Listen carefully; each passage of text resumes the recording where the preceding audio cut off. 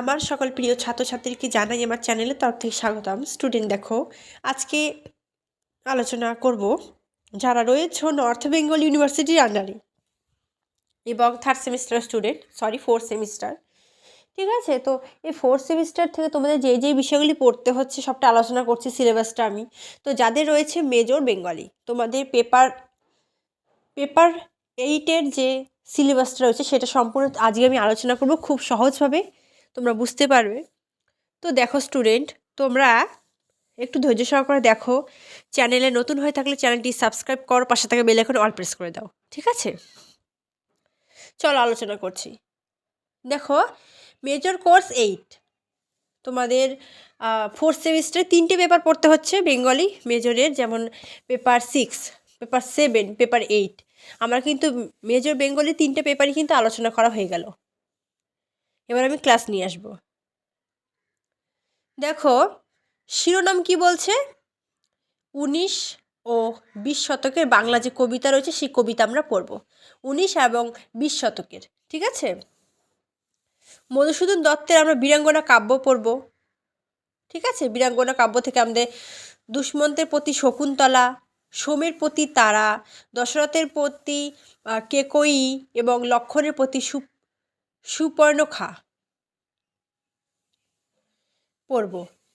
রবীন্দ্রনাথ ঠাকুরের সোনার তরী, আমরা সোনার তরীতে সোনার তরী পড়ব, যেতে নাহি দিব। বৈষ্ণব কবিতা পড়ব, নিরুদ্দেশ যাত্রা আমরা পড়ব। হলো, এবার আমরা বাংলা গীতি কবিতা থেকে মধুসূদন দত্তের বঙ্গভাষা পড়ব।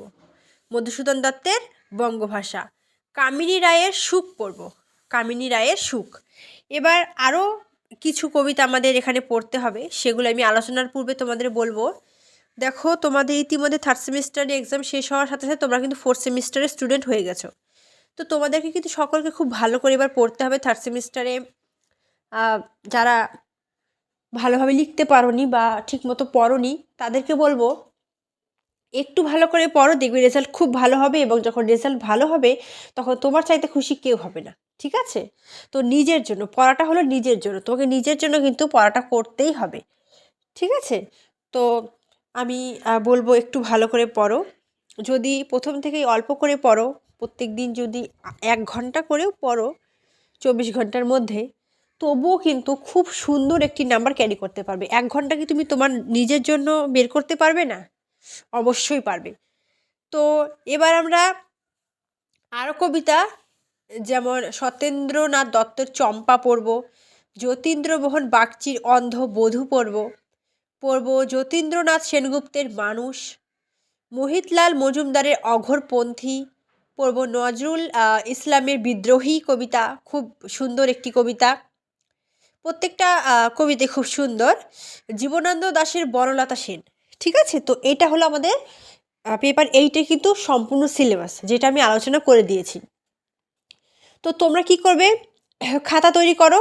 ঠিক আছে, মেজর বেঙ্গলি একটি খাতা তৈরি করো, সেখানে তোমরা পরপর প্রত্যেকটা সিলেবাস লিখো, সুন্দরভাবে নোট তৈরি করো, এবং নোট তৈরিতে সাহায্য তো আমি করবই, কারণ আমি প্রত্যাহিক তোমাদের যে ক্লাসগুলো দিব সেগুলো তোমরা খাতায় নোট করবে, পড়বে, দেখবে খুব সুন্দর একটি নোট কিন্তু নিজেরাই তৈরি করতে পারছো। ভিডিওটি কেমন লাগলো সেটা অবশ্যই আমাকে কমেন্ট করে জানাবে, বন্ধুদের সাথে শেয়ার করবে, অন্য কোন সাবজেক্টের সাজেশন প্রয়োজন, ক্লাস প্রয়োজন, সবটা জানাও। Thanks for watching. After all, thank you সকলকে।